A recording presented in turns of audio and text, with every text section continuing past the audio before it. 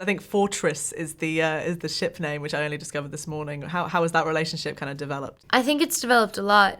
In the last film, they weren't quite as open with one another as they are in this film. And because they decide to be open with one another, that creates even more tension because Triss is withholding some information from him, and that creates a wedge. But ultimately, they really respect one another and they really admire one another. So through their distension and through their upset, they're able to continue to be strong for each other.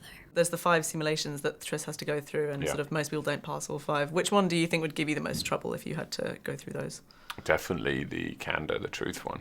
Yeah, I'm kind of a private person, so and I keep secrets.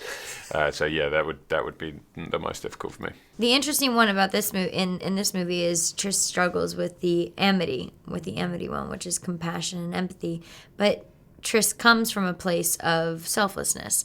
And so you sort of question where's the divide between being selfless and being empathetic. And have you read the 3rd book?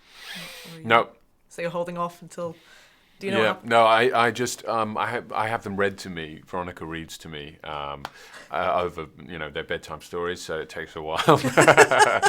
How much do you get through per night? Do you? 4 pages.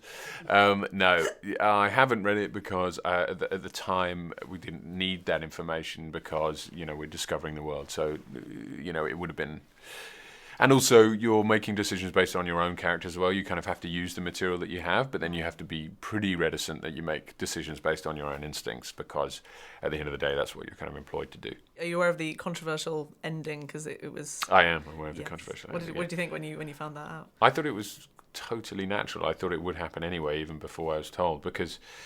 I mean, let's be honest, the concept, Triss's character it's all about self-sacrifice. She's almost like she's a kind of Christ-like character in the same form as, many movies like Lord of the Rings, Star Wars. It's a kind of current theme. And so, someone who sacrifices herself for the good, constantly for the good of others, I thought it would be strange if you just saw Thor and her at the end, like smoking cigars and hanging out with their kids and their dog, Ruffy. I haven't read the books yet, or the last Allegiant book yet, but I do know what happens. And I think that it's a beautiful decision that Veronica made. I mean, how often is it that somebody you really admire and who does take selfless risks every day ends up living?